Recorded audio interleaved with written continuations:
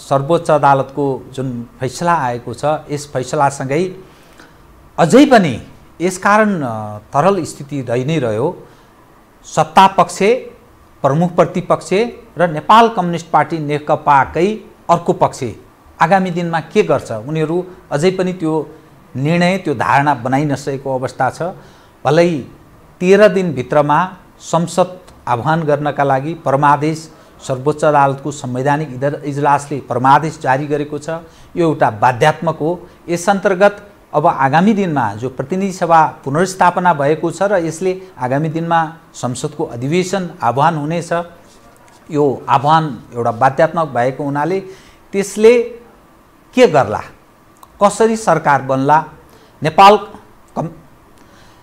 Communist party नेकपा के होला, यो एउटा जिज्ञासाकै रूपमा छ। आदरणीय दर्शकवृन्द, अब म अशोक राईसँग यहाँहरू सामुन्ने प्रस्तुत गर्ने जमर्को गर्दैछु। अशोक राई जनता समाजवादी पार्टीका वरिष्ठ नेता हुनुहुन्छ। अशोकजी हजुर, स्वागत छ कार्यक्रममा। अशोक राईजी धन्यवाद छ यहाँलाई। प्रतिनिधि सभाको पुनर्स्थापनासँगै सर्वोच्च अदालतको आज आएको फैसलासँगै जनता समाजवादी पार्टी यो अवस्थालाई कसरी हेर्छ बताइदिनुहोस् त।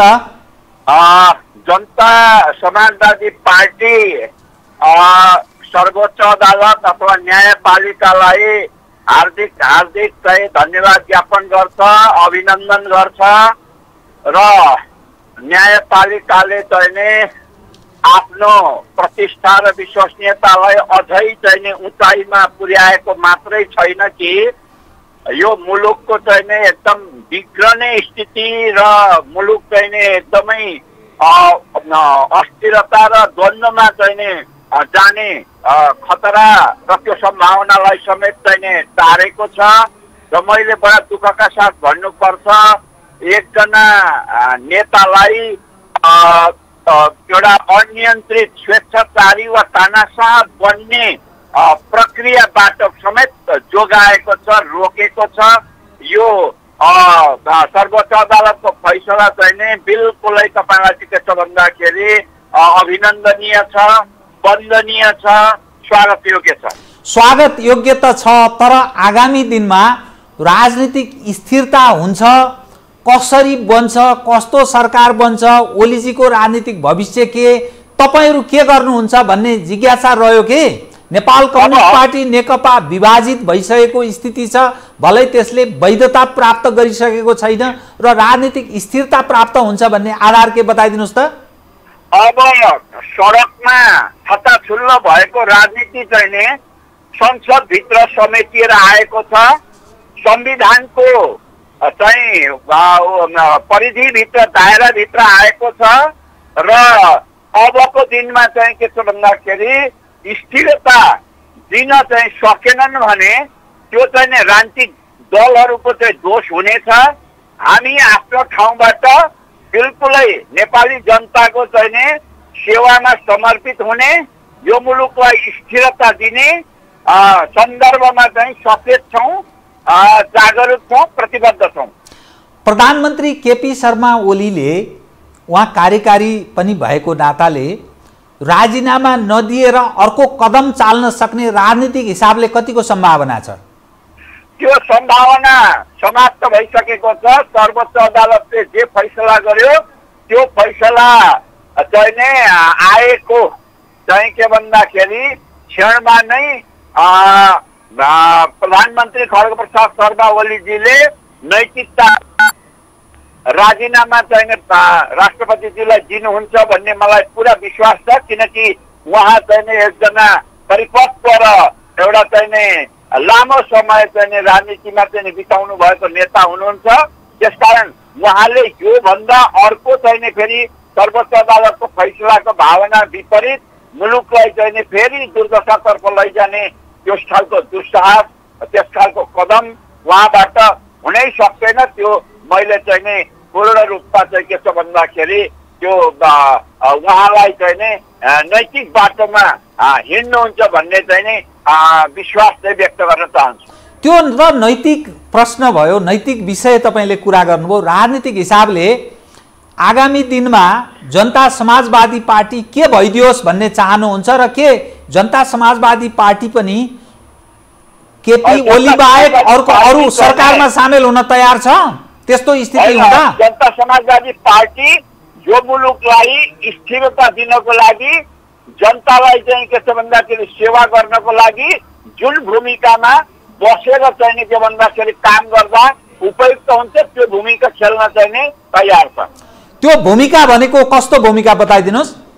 त्यो भूमिका भनेको चाहिँ तपाईँलाई के छ भन्दाखेरि सरकार बनाएर चाहिँ विभिन्न पार्टीहरूले चाहिँ एउटा स्थिरता दिने कुराको ग्यारेन्टी गर्छन् भने हामी प्रतिपक्षमा बसेर जनताको सेवा गर्न र सरकारका चाहिँ कमी कमजोरीहरूलाई चाहिँ एउटा आलोचनात्मक दृष्टिकोणबाट सच्याउने हिसाबबाट मार्गदर्शन गर्ने हिसाबबाट चाहिँ भूमिका खेल्न पनि हामी एकदमै तयार छौँ, तत्पर छौँ।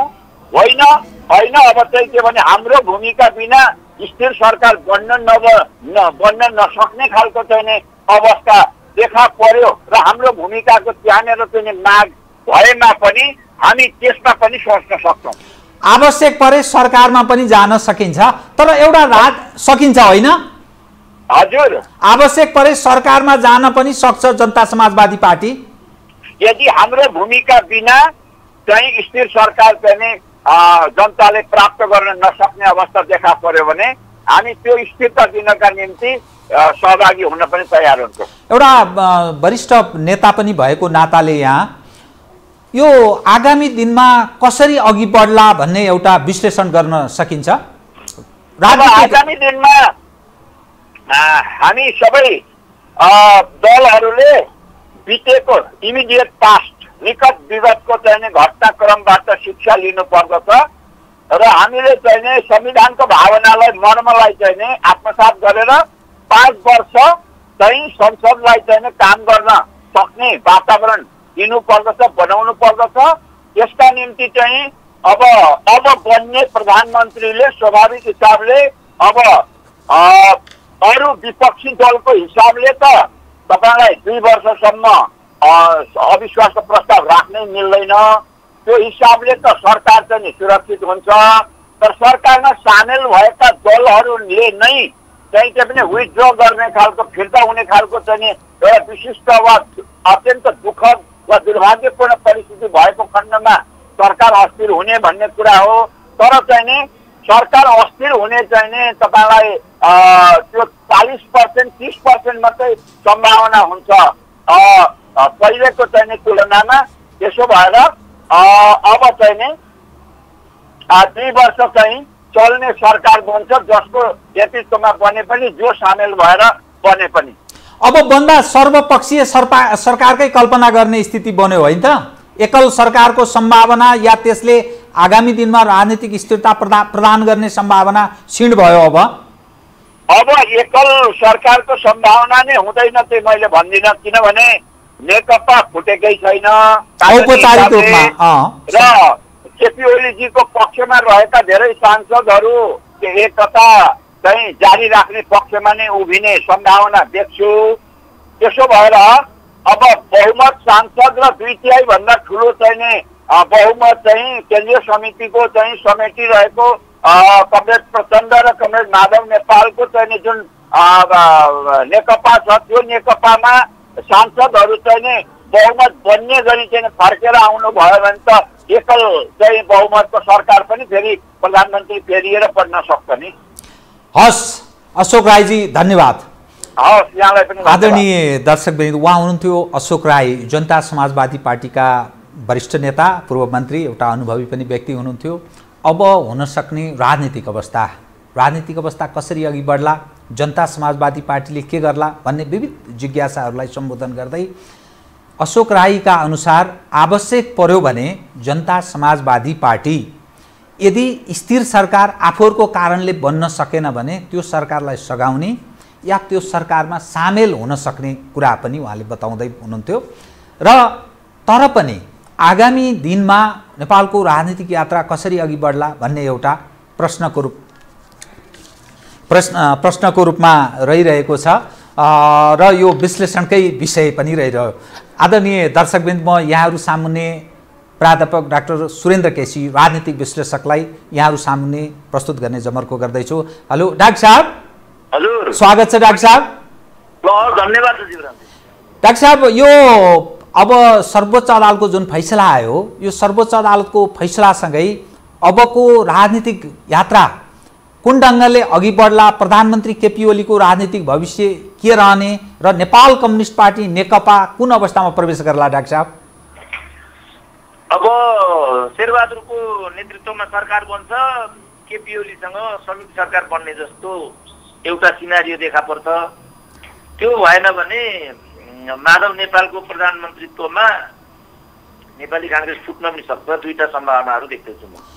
माधव नेपालको नेतृत्वमा नेपाली कांग्रेस फुट्ने, माधव नेपाल नेतृत्वमा नेपाली कांग्रेसको एउटा हिस्सा रामचन्द्र पौडेलको हिस्सा फुटेर आएर माधव कुमार नेपालसँग संयुक्त सरकार बन्न सक्ने सम्भावना एउटा त्यो छ।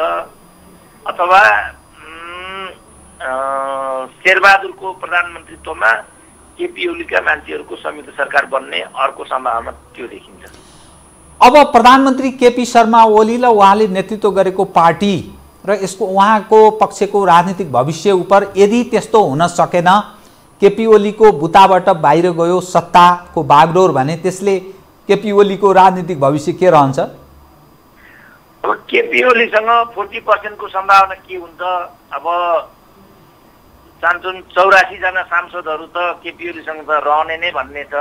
त्यो भयो भने त ठुलो शक्ति भयो र उहाँ प्रधानमन्त्रीको रूपमा च्युत भए पनि अरू कुराहरू यथावत रहन्छन्। बरु राष्ट्रपतिको राजनीतिक भविष्य अधरमा पर्न सक्ने देखिन्छ। अब डाक्टर साहब हजुर हजुर डाक्टर साहब, अब यो जो राजनीतिक स्थिरताको जुन कल्पना गरिएको छ, त्यो राजनीतिक स्थिरताको सम्भावना छ कि फेरि नेपालको राजनीति त्यो अस्थिरतातर्फै उन्मुख रहने भयो? यो जुन नेकपाको विभाजन र मध्यावधिको कुरा नै यो स्थायित्व र दुई तिहाईलाई तोड्ने कुरासँग सम्बन्धित थियो। जसले यो गराउन चाहेको थियो उनीहरू सफल भइहाले। अब यहाँ अहिले नेकपाका दुई कित्ताका कार्यकर्ताहरू खुसियाली इत्यादि गर्दैछन्। वास्तवमा त्यो डमी खुसियाली मात्रै हो, नक्कली खुसियाली मात्रै हो। रियल खुसी त त्यो छ जसले यो दुई तिहाईलाई फोडेको थियो। यति पनि नेपालका राजनीतिक वृत्तले बुझ्दैनन् भने हामी अस्थिरताको अँध्यारो सुरुङतिर गएका छौँ। यसले नेपाल र नेपालीलाई हराएको छ। केही स्वार्थी र पछकोर मानिसहरू हौसिएका छन्। त्यो मैले त त्यति महत्त्वको कुरा हुँदैन। सर्वोच्च अदालतको फैसलासँगै अब राजनीतिक स्थिरता प्राप्त भयो, संसद सर्वेसर्वा भयो, सर्वोच्चले ऐतिहासिक फैसला गर्यो, खुसी व्यक्त गरिरहेका छन् नि त एक खाले मानिस, एउटा पक्ष। उनीहरूलाई भित्री कुरा थाहा छैन। वास्तवमा त्यहाँ बहुमत र अल्पमतको स्थिति थियो। प्रधान न्यायाधीश अल्पमतमा हुनुहुन्थ्यो। राजनीतिक रूपमा ध्रुवीकृत न्यायाधीशहरूको बहुमतले यो फैसला भएको छ र यो नेकपाभित्रको अल्पमत बहुमतको प्रतिछाया जस्तो रूपमा आएको छ। बिस्तारै मान्छेले त्यो कुरा बुझ्दै जान्छन्। अघि पनि मैले भने मुख्य कुरा दुई तिहाई तोड्नु थियो। नेकपाको जुन एउटा वर्चस्व थियो जसले सुशासन र स्थायित्व समृद्धिको बाटोमा नेपाललाई 5 वर्ष नेतृत्व दिने सम्भावना देखा परेको थियो। त्यसको मात्रै हत्या गर्नु थियो, ज्यान लिएको थियो। हत्याराहरू त्यसमा सफल भए। अरूले चाहिँ अघि पनि मैले भने जस्तो उफ्रिनु पारिनुको कुनै अर्थ छैन। त्यो नक्कली युद्ध हो, सक्कली युद्ध होइन। प्रधानमन्त्री केपी शर्मा ओलीले यही अवस्थामा अर्को कुनै राजनीतिक कदम चाल्न सक्ने सम्भावना कतिको देख्नुहुन्छ? एकदमै क्षीण छ। किनभने संवैधानिक व्यवस्थाहरू एकदमै सीमित छन्। तर उत्पात यस्तो केही खैला बैला भयो भने कुनै अप्रिय कदम प्रधानमन्त्री केपी ओलीले लिएको खण्डमा मेरो लागि चाहिँ त्यो नयाँ हुँदैन। सम्भावना चाहिँ के छ? किनभने 13 दिनभित्रमा संसदको अधिवेशनका लागि परमादेश सर्वोच्च अदालतबाट भएको छ। 13 दिनभित्रमा संसद बोलाउनै पर्छ र यो संसदमा प्रधानमन्त्रीले कुनै नैतिक हिसाबले पो राजीनामाको प्रश्न हुन्छ। यदि उहाँले राजीनामा गर्नु भएन भने त्यो स्थिति के रहन्छ?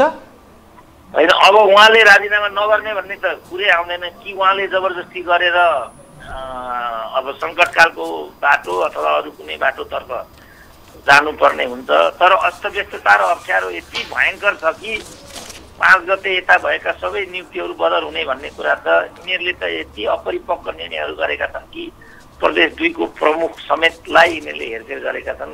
अख्तियारमा गैर संवैधानिक नियुक्ति भएको छ, अरू कुराहरू पनि भएका छन्।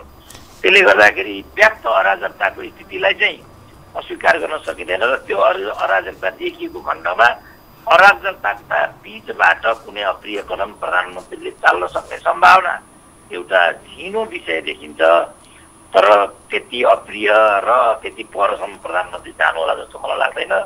नैतिकताको बाटो नै उहाँले अनुसरण गर्नुहोला र राजीनामाको कदम चाल्नु होला।